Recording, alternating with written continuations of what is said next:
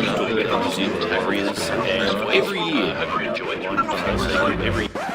Let's have State of Origin after 9 o'clock, past the kids' bedtime. Let's give it an R rating and just get stuck into it. I'd even like to encourage one player to be able to have like some kind of drawstring garrote. Very peaky blinders. Go at it with razor blades. Yep. And obviously last man alive wins. Goes without saying Billy Slater would get man of the series. This Kangaroos team kind of reminds me of that film The Replacements with Keanu Reeves. I'm not sure if you're aware of this. Well, basically all the good players are off on strike. Yep. And so all the shit players come in. Get a chance. Yeah, Yep. except in this case, it's permanent. Hello, listeners, and welcome to the first episode of the Voluntary Tackle for 2019. The only NRL podcast not to be violently assaulted by a rugby league player over the off-season. Allegedly. Today on the show, we'll be discussing all of the pressing issues in the world of the NRL leading up to this year's season. But first, I am joined in the studio by the only man who voted for Vladimir Putin to be Cosmo's 2018 Bachelor of the Year. That Soviet-loving stooge I refer to is quite clearly Chip Jones. Das Vidania. Mate, why did you put Vladimir forward? Because is it a physique thing, or is it because you love his policies? He's probably the sexiest man in politics. Ooh. Is he better than Justin Trudeau? Yeah, see, Justin Trudeau, he's just a bit wet. Okay. He's just a bit of a wet bag. He's a bit of a wet leaf. Like, you could take him to the orgy, but I just don't think he's going to perform. I think, if anything, he'd complain that women were placed in a position of non-power. Yeah. And he wouldn't participate in the orgy anyway. Like boycott. Yeah, exactly. Boycott those positions. Politics aside, Chippy, how have you spent your off-season, mate? It has been a little while since we've recorded. Okay. Basically, I've been asleep. The whole time? Pretty much. That's what you'd qualify as a coma, I mean, look, well, you know, the doctor says that it may have been an induced, I may have self-induced, but, mate, when there's no football on, what's the point of being conscious? You know? Yeah, I know. Certainly no point doing a podcast. Well, we did try, didn't we? Some of our core listeners might know about this, Chip, but we certainly tried to keep the momentum going past the season proper and then past the internationals. But it was it was only probably a few weeks before we thought, well, fuck this. It's summer. I'm going to go to the beach. It's about 8,000 degrees. Yeah, global warming's not that fun, as it turns out. You know, the idea of, constant 45-degree days sounded appealing in the mid-90s, but now I just get a bit clammy. Anyway, that's me. I'm not sure if you've taken to wearing a hockey mask and a chastity belt in the off-season to avoid being assaulted by an NRL player. I certainly have. Have you found yourself taking precautionary measures? Mate, I'm trying to get involved. I don't get invites to those kind of parties, unfortunately. I don't know why. Look, Chip, it has been a horror off-season for the NRL, which is already looking for new ways to clean up its image in 2019, following a spate of assaults. To run through just a few on the rap sheet over the last couple of months, we've got the West Tigers' Zane Musgrove, who's fighting allegations that he forced his tongue into a young woman's mouth at a Sydney pub in late 2018. We've also got the West Tigers utility Michael Cheekham facing 2 charges of assault after an incident in Bondi, where he assaulted a ride-share driver, otherwise known as Uber. Allegedly. Yeah, allegedly. There's the Newcastle's Tata Moga, who was charged of assaulting a taxi driver following a rather boozy Boxing Day. There's the assault charges obviously levelled at Manly's Dylan Walker for assaulting his partner. Jack DeBell in charge of aggravated sexual assaults. And, of course, you've got Jared Hayne. We don't really have enough time to go into all of that. That's pretty much normal. Exactly. I mean, we'd be here all day. But the question I'm posing for the show, Chip, how does the NRL best stamp out all of this bad behaviour? I think they should just hire a whole bank of prostitutes. Okay. Well, you know what I love about this? I love coming to you because you always give a suggestion. It's outside the box, isn't it? Well, you never see it printed in the Telegraph. No. So please, can you sort of unpack that a little bit more for us? Well, okay, so you've got some drunken footballers. They're out at night, they're feeling a bit randy, and they think, shall we go and forcibly insert our tongues in some nice young girls here? And someone says, no, mate, just come back to the club. We've got 18 different types of girls there ready. And most importantly, consensually ready. Well, see, the thing is, once you've paid for them, you can live out the fantasy. So if they want to pretend not to be into it, that's okay too. Wow. Are we getting more of an insight into your private life here? No, this is just, I understand you footballer. Okay. I understand where they're coming from. Then, these are probably 10,000 years of caveman genetics coming to the fore there. You're like the Jack DeBellin whisperer. Yeah, I could be the porn whisperer. You could call me the NRL's sexual whisperer. The fact that we've got someone with that kind of expertise, I get the feeling no other NRL podcast has that person on their panel. I don't think anyone else has come up with that yet. Is there a chance that the NRL might want to spend a little bit more time educating the players, maybe to be not such dickheads? Well, the problem is God gave man a brain and a penis, but only enough blood to operate one at a time. So you've got to kind of work with that, particularly with football players. They spend a lot of time working the body, not a lot of time working the brain. I mean, look, you could try and educate them. You could try, but I think it'd be much cheaper and probably more beneficial to just have a couple of girls, just hire some hookers, just ready, just like on call, keep them on a retainer. Look, I'll put that down on the flat plan because we're doing a giant proposal. Well, that's to the that NRL. problem solved. Let's move on to the next thing. I had some ideas on it as well, Chip. I was wondering if maybe we could just get right back to basics with NRL players and maybe make them do elocution lessons, like the women had to do in the 1950s, when they forced housewives, back in the day, they had to kind of wear... I loved elocution lessons. Women that come out of elocution lessons are just the best, man. That's like... Are they? They're the sexiest, for sure. Is it because of the way they speak? Or eloquence, they hold themselves well, they. But what if we made the men go through it? Because I'm thinking there's such bad behaviour going on here in the off-season. Would it be worthwhile making, your Jack de Bellins, your Cheekhams, have to wear a handkerchief on their head to achieve better posture? No. Or even maybe to do those elocution lessons to enunciate their words, even to enunciate the word enunciate, might actually make them behave better. Is it a word? I believe so. I think it's enunciation. I think it's enunciate. That's better. Well, you're getting however we get it. I mean, does that really improve you calling for the inside ball? Yes, Frederick, I am open. I don't think so. No, and in fact, that just evokes other imagery, doesn't it? Frederick, I'm open. Yeah, well... you might get an all different You've really got an set of insight balls into coming both at you. of our psychologies there, haven't you, I suppose? I suppose it is pretty Freudian. So at the moment, all we have on the board is a truckload of hookers, suggested by you. Yep. And I've said elocution lessons. What else could we potentially put on the table? Well, there's castration. Okay, that's pretty... It's I'd prefer not to go there.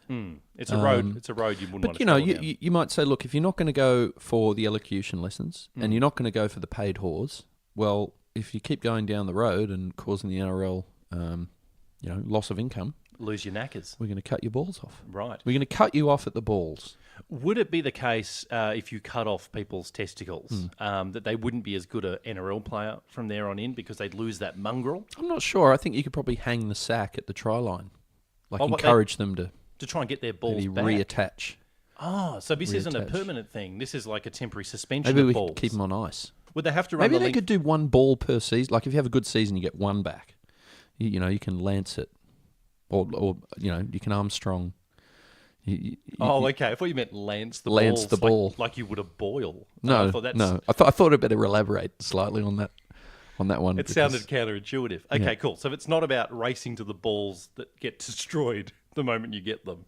It's about trying to get your balls back after being a dickhead. Yeah, one at a time. Okay, so you don't get them back as a pair. You don't get both of them back at once. No. Okay. Not unless you can kind of if you were to win 2 premierships in a row, then you might. Then you can get. What if someone else were to run the length and get your balls before you? What if you get balls mixed up? Yeah, you get someone else's balls. What if you get de Bellins? I've just got this image of someone grabbing now Jack de Bellin's balls and wearing them as earrings, a bit like Buffalo Bill out of Silence of the Lambs, which is obviously an unsettling image. I don't think that's a road we want to go down, but I actually do think there's merit in some... Do you call those tester rings?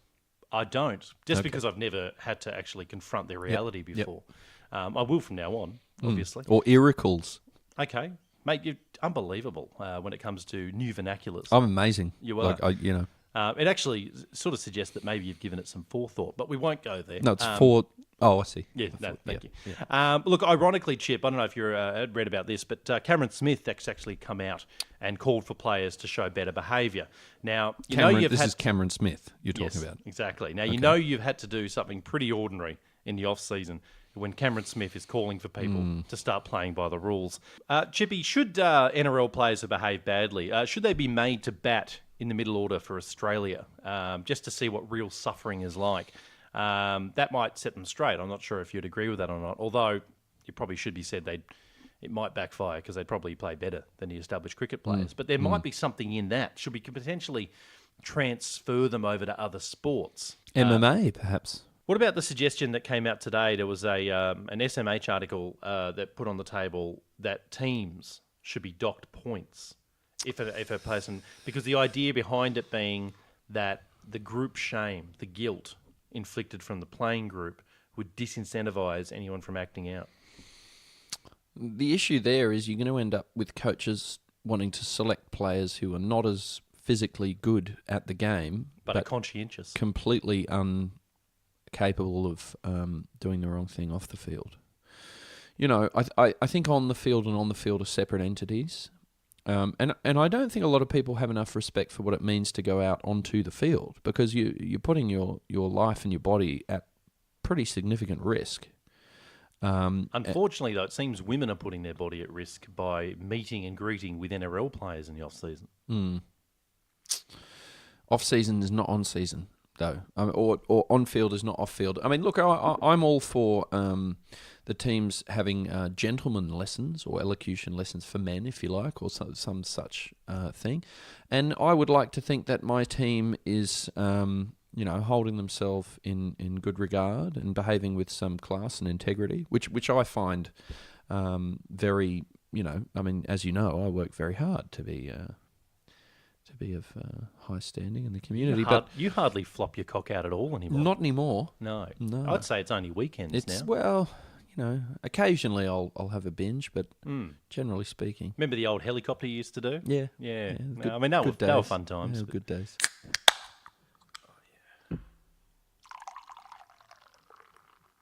Welcome back to the voluntary tackle. Now, Chip, Allianz Stadium, as we know, God rest its partially demolished soul. It's in the news at the moment because, well, it's become a hot political topic in the context of the upcoming state election. Now, it's the Great Barrier Reef of rugby league. In a way, it's partially destroyed. One of the UNESCO wonders of the world. Someone offered up a lot of money to try and fix it. Exactly. It's so many symmetries. But now the New South Wales opposition leader, Michael Daly, Chip, has stated that if Labor wins, he's going to go and put the kibosh on the creation of a new stadium at Moore Park. Now, it strikes us here at the Voluntary Tackle that if this was to happen, that the Roosters' home ground might look a bit like a scrapyard, or if you will, the suburb of Artarmon. Could the Roosters turn the playing field that's full of scrap metal and bulldozers, Chip, to their advantage? Well, see, you make a great point there. Could it increase the home ground advantage? I think it could. Could have a very short in goal. Because they haven't made it yet. They haven't gotten in goal, basically. Or maybe what we could do is have the opposing team, they don't have an in goal. It's very difficult to score a try. If they haven't even got the lines. You haven't got an in goal. I love it. They just got a 10. Would that be perceived as cheating? Well, look, I mean, compared to, some of the complaints levelled against the Roosters, I think we could probably handle that. Yeah, I kind of like that, isn't it? We're used to that kind of criticism. Yeah, we could handle that. Of creating a non-level playing field, and to do it in a literal sense might be a new sort of domain for us. I think the challenge is when you get to half-time and you don't swap sides. The suspicion might become quite real. You have to I tell you what we could do. We could actually have someone redraw the lines, the meter marks on the field at halftime, so that they still don't have an in goal. And you could just make it incredibly skinny. You give them 2 metres of in goal instead. Exactly. I don't know. Things that come to my mind, Chip, I don't know. You could potentially lure unsuspecting players towards the wet cement that just sits outside of the red zone, for example. Like, then they get stuck there for the game. What are the fans going to do? Where are we going to sit? There's no seats. Okay. I mean, there's a few seats left. I've actually checked out some images that have been leaked from News Limited, and there's probably about 7 or 8 seats left. Okay. But the rest is sort of an uneven concrete So we won't slab. get all of the Roosters fans there, but... No, we'll get 80% of them there, let's face it, including family members. But, the idea of, sitting on the hill like you do at Leichhardt, we've got that back. Can we have a hill? We've got a hill. Can we just do a hill? It's got no grass on it. Let's just have some hills. Let's bring it back. Let's have a coliseum, right? We'll just lift some dirt. I mean, what are they doing with all the tram track dirt from the light Anzac rail Parade? just put it in there. I agree with you. I think there's probably some utility in that. I like the idea of even the Roosters forwards, Chip, quite literally steamrolling the opposition pack, because there's probably a steamroller available. They just hop on board, one of those big things of large machinery, and just roll over the opposition forward pack. Can we lay a tram line at the sideline? Okay, and just what actually, purpose? just to get some viewing happening. We can actually, you can catch the tram. Okay, Yes. It'll take you past the game into the stadium. You can catch a set of 6 or something. You can get off there if you want, and then what do you do? be on your way to Randwick. Wait, so where's the tram? Where's the tram coming from? So let's say it's coming from Central. Okay, you'd have to build the tram tracks to go into the ground. Yeah. Right. Well, we at the moment it's more about demolition. They haven't really built anything. They've just ripped it apart. Okay, so there's your problem. Yeah. It's an issue. I mean, you could create some makeshift ones. Yep. Maybe get one of those billy cart tracks where Okay. people could just get like a made out of plywood and just ride into the ground. Yep. It wouldn't be as fantastical as catching a tram in there. So how is it going to be that last season's premiers, and arguably this season's, are going to be groundless? I have no idea. And No I've got home to say, games. well, we're going to probably play out of the Sydney Cricket Ground apparently, and we're going to play a number of games in Gosford and go on the road a lot more, which isn't obviously great for our home ground advantage. They've really fucked it, basically, haven't they? They've fucked it. I mean, there was some pork barrelling going on there. I mean, can we get Latham on the line? Like, what's the story here? I'm sure he'll come back on the show, mate. We've got to get some pollies in here to fix this up, because it's a disgrace. I mean, Clover Moore. Can we do some kind of like ornamental or otherwise sacrifice of Clover Moore at a halftime game or something? Is she involved in this? Just Joan of Arc, Clover Moore. Just Joan of Arc. I like the fact that it started with our home ground potentially being in tatters and used to our advantage. Very quickly, you've sort of gone very ISIS. Yeah, I just want to blame someone. Yeah, no, that's fair enough. And then I want to get into the violence. Okay. if It happens possible. so quickly with you. That's Yeah, what I love. well, You're like a very fast-moving curve. I'm a few beers in now. Oh, so. well, yeah, I've had a few as well. I don't know. Look, as you said before, I think we should try to remain pretty positive about this. I feel great about it. Oh, look, and it could be, you talk about having a fortress. I mean, what kind of fortress would it be if it essentially looked like... Can't get in. Like Tempe's Tip. Yeah. Well, you can't get in for a start. Well, that's I it. mean, that's your They- ideal fortress, isn't We it? win by default. Yeah. Because they Even can't the get other in. team can't get in. Well, It's like, someone didn't has show to up, turn you forfeit. We have to get in there somehow. That's our points. 2 What if- points. What if you could grab an old angle grinder and sort of just go at Paul Gallen's Billy legs? Slater's knees. Yeah. Well, he's Or- gone now, okay. thankfully. I mean, he has tree trunk legs. Okay. It takes an angle grinder to get Well, through that's those. it's a chainsaw. But we would have one of those because it's a scrapyard. Yep. Which is pretty good. The person I really feel sorry for, though, Chip, is Dylan Napa. Now, the problem with him, he's just left us, and scrapyards generally is pretty good scenery for a porno.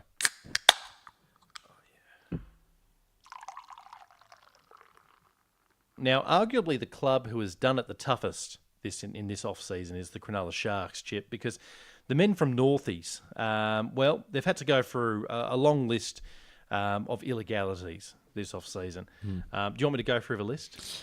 Is it a long list? Well, I'll try to make it short. I'll go to the top 5. Okay. All right. Just give me your top 5. Okay, so they've lost their coach, obviously Shane Flanagan. That's a problem. He's been Cheating. deregistered from He's the just- NRL. he's just been cheating. He's just been Get cheating. out. Exactly. And we've also had their banning from the Cronulla Sailing Club for Okay. a really rowdy Boxing Day. Oh, is that right? The whole club not allowed in I there didn't know anymore. that. They've lost Holmes. Yes, Valentine Holmes has gone to the NFL. He's gone to do the home. So they're arguably their best player's gone. And perhaps probably most sadly, Paul Gallen's decided to play on. Ah, that hurts. Yeah, so they're a club in turmoil. Well, that's 4. Yeah. Oh, do you want another one? Salary cap breaches. Okay. There you go. Made up my 5, have I? Yep, Yeah, that's cool. 5. There's plenty more. Yeah. But No, we'll 5's enough. probably stick with that. The question we're asking the show today, Chip, is how do we cheer up the Cronulla Sharks in 2019? Because it has been a horrible off-season. Ice cream cake? Oh, okay. Maybe we could just drop off an ice cream cake. How big? Oh, look, not that big. Maybe enough for half the team. Okay. that are left. Wouldn't that demoralise them more if half had to Well, starve?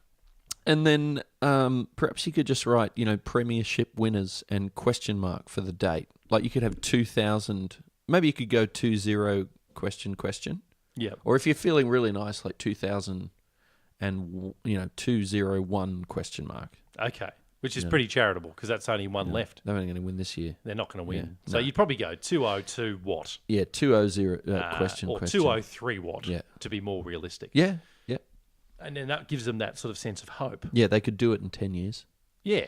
You go, it's a 12-year plan. Probably in 12 years, Flanagan's coming out of jail. Is Gallen still there? He'll probably play on to the probably 30s, play there. 2030s, yeah. Yeah. I'd say. I get the feeling that Paul Gallen would be the type of man to play on way past the sort of male menopause. Can we bring back Luke Lewis? I hope so. Fuck, he's good. He was great for them. I really like when Luke Lewis was playing for Cronulla. I was like, I could almost like that team. I know. And he had that likeable way about him where you go, look, you're an amazing player. You're very talented. You're a real clubman. I think you've probably used steroids, but I don't care. I like you. Yeah, I like What about you. Ben Barber? I want to see him back, although he's coming back this year, but not for the Sharks. Yeah. I think he's playing for North Queensland this He's year. probably going to hurt the Sharks when they play. Yeah, just North to Queensland fuck him play up the a little Sharks. bit. Yeah, probably hurt Do you him. think that Ben Barber was harshly done by? I kind of get the feeling he was because all he did was a line of coke, wasn't it? Which really, on our show, you... Well, look at the off season. That Did doesn't he compare do to both anything nostrils? I wasn't He there. may to have just say. done one nostril. That's only half a problem. Is it really? Does it actually demote the level of criminality? You've Does got it? to do it in stereo, man. Come on. If you're hard at it, you go doubles. Well, it's the done thing. Well, I will have to get Ben Barber on the show to ask him I just think we that should. just that one question, and then we'll say thanks for your time. To ask him nothing else. Yep. Did you snort in stereo? Would Yep. be the question. Did you do half your line one nose and half the other, or did someone actually double you up and give you one each? I mean, these are the burning questions that the rugby league public want to know. But look, I don't know. Cheering up the Cronulla Sharks, Chip, could be difficult. As you said, potentially we could maybe legalise peptides again because Maybe that we was sort of their heyday, wasn't it? When they were allowed to roid up, Oh, I don't know if it made them any happier. it made them better.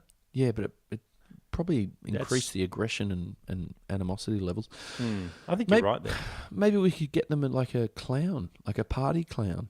Okay, to go on the field with them, like would they because at the moment that person's been Matt Moylan, Yeah. who's sort of provided the comic relief, especially in the attacking zone. I'm wondering. I'm wondering if that might be something they'd be doubling up. Would Matt Moylan get jealous that there's two clowns I on think, the field? Matt Moylan was banking on the idea that the opposition defensive line would find him too funny to tackle. And Yeah, it they didn't work, did it? They didn't. They went, really. They just went, no. You're quite, mildly funny, but we're going to snap you in half. quite happy to smash you. And then laugh at you.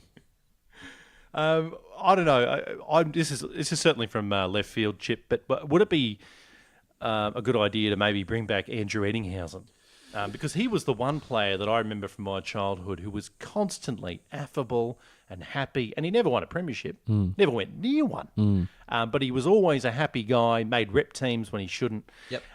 Never seemed to have a hair out of place for obvious reasons. He barely touched the ball. But I'm wondering if bringing him back into the team might be the thing to kind of spur the Sharks on and go, you know what, 2019's not so bad. We could give anything a go at this point. Although the Sharks team might catch on to the fact that, that he starred in ET's fishing adventures, which is pretty shit. That's tough to come back from. That might deflate them. Yeah. You know what I mean? There's a catch-22 there that I'm not sure is assailable. ET was an interesting acronym. ET. Yeah, because it wasn't accurate. No, I agree It with wasn't you. AE, like think it's- accident and emergency. That probably would have been a better player.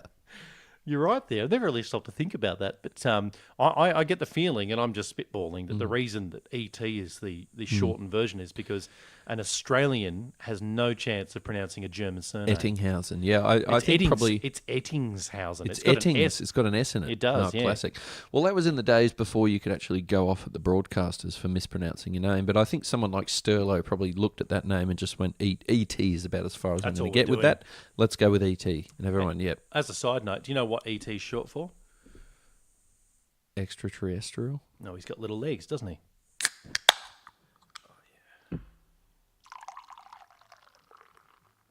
Well, that's all we have time for on the show today, and we thank you very much for your company. And until next time, just do what James Bracey would do and become employed in every Channel 9 sports presenter role possible. Catch you soon.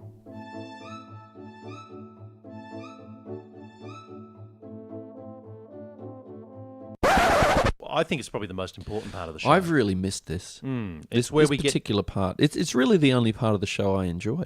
Oh, well, that's probably a pretty unpleasant thing to say.